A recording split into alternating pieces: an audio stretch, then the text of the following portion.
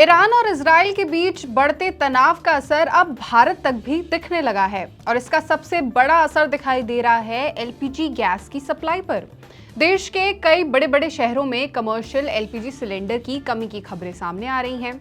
स्थिति ऐसी हो गई है कि कई रेस्टोरेंट, ढाबे और फूड आउटलेट्स को अपना काम सीमित करना पड़ रहा है। इसका असर अब फूड डिलीवरी सेक्टर पर भी दिखने लगा है। जोमैटो और स्विगी जैसे प्लेटफॉर्म्स पर कई शहरों में ऑर्डर कम होने की बात सामने आ रही है। Gig and platform service workers unions का कहना है कि इन प्लेटफॉर्म्स पर फूड डिलीवरी ऑर्डर का करीब 50 से 60% तक हिस्सा कैंसिल हो रहा है। इसका सीधा असर डिलीवरी पार्टनर्स की कमाई पर पड़ रहा है। कई डिलीवरी एजेंट्स का कहना है कि पहले उन्हें एक दिन में करीब 30 ऑर्डर मिल जाते थे, लेकिन अब मुश्किल से 13 से 15 ऑर्डर ही उन्हें मिल पा रहे हैं। वहीं कई डिलीवरी पार्टनर्स ऐसे भी हैं जिन्हें अब दिन में सिर्फ 4 से 5 डिलीवरी ही मिल पा रही हैं, यानी उनकी कमाई लगभग आधी हो गई है। कुछ डिलीवरी पार्टनर्स के मुताबिक पहले रोज वो करीबन 1500 से 1600 रुपए तक कमाई हो जाती थी, लेकिन अब ये घटकर करीबन 600 रुपए रह गई है। इस हालात को देखते हुए gig and platform service workers union ने सरकार के सामने कुछ मांगे भी रखी हैं। यूनियन का कहना है कि संकट से प्रभावित गिग वर्कर्स को तुरंत 10,000 रुपए की आर्थिक सहायता दी जानी चाहिए। इसके साथ ही स्विगी और जोमैटो जैसे प्लेटफॉर्म्स पर आईडी डीएक्टिवेशन पर कम से कम 3 महीने की रोक लगाई जाए। यूनियन ने यह भी मांग की है कि इस दौरान डिलीवरी पार्टनर्स के लिए न्यूनतम इंसेंटिव या आय सुनिश्चित की जाए। गैस की कमी से प्रभावित डिलीवरी पार्टनर्स, क्लाउड किचन कर्मचारियों, राइड हेलिंग ड्राइवर्स और छोटे फूड बिजनेस से जुड़े लोगों के लिए राहत पैकेज दिया जाना चाहिए। अब इस समस्या का असर सिर्फ होटल और रेस्टोरेंट तक ही सीमित नहीं है। कई जगहों पर कॉर्पोरेट ऑफिस की कैंटीनों में भी खाना मिलने में दिक्कत आने लगी है। कुछ कैंटीन ने मेन्यू छोटा कर दिया है, जबकि कहीं कहीं कर्मचारियों को सीमित खाना ही दिया जा रहा है। कई जगहों पर तो कैंटीन में सिर्फ सादा खाना जैसे चावल और दाल ही परोसा जा रहा है, क्योंकि वहां गैस बचाने की कोशिश की जा रही है। यानी जो समस्या पहले सिर्फ गैस सप्लाई की लग रही थी, अब उसका असर सीधे लोगों के रोजमर्रा के खाने तक पहुंचने लगा है। अब सवाल ये है कि आखिर गैस की ये कमी हो क्यों रही है? दरअसल भारत अपनी जरूरत का एक बड़ा हिस्सा एलपीजी आयात करके पूरा करता है।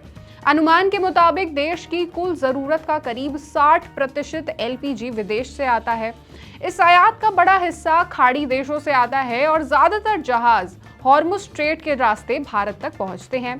लेकिन पश्चिम एशिया में बढ़ते तनाव की वजह से इस इलाके में शिपिंग जो है वो प्रभावित हुई है, जिसकी वजह से एलपीजी सप्लाई पर दबाव बढ़ गया है और कई जगहों पर कमर्शियल सिलेंडर की उपलब्धता कम हो गई है।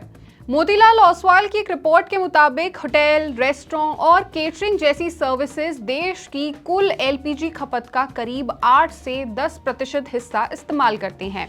ऐसे में जब कमर्शियल सिलेंडर की सप्लाई प्रभावित होती है तो इसका असर सीधे इस पूरे सेक्टर पर पड़ता है।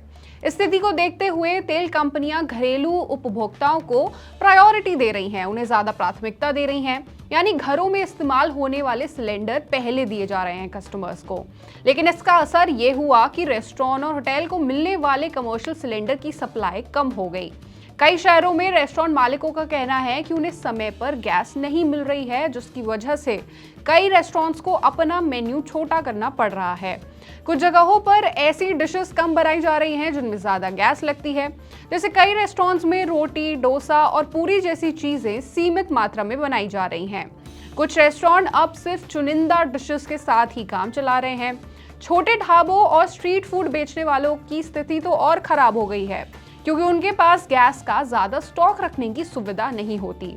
ऐसे में कई जगहों पर उन्हें मजबूरी में लकड़ी या कोयले पर खाना बनाना पड़ रहा है। कई हॉस्टल, पीजी, कैंटीन जो होती है और छोटे फूड आउटलेट्स भी कमर्शियल एलपीजी पर निर्भर होते हैं, उन पर डिपेंडेंट होते हैं।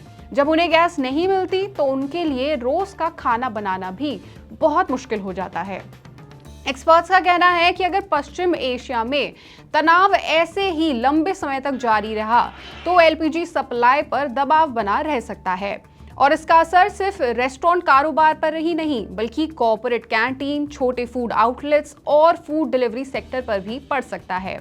अब इस पूरे मामले पर आप क्या सोचते हैं, आप क्या राय रखते हैं, हमें कमेंट करके ज़रूर बताएं। और ऐसे ही और खबरों और अपडेट्स के लिए जुड़े रहिए हमारे साथ और देखते रहिए मनी 9।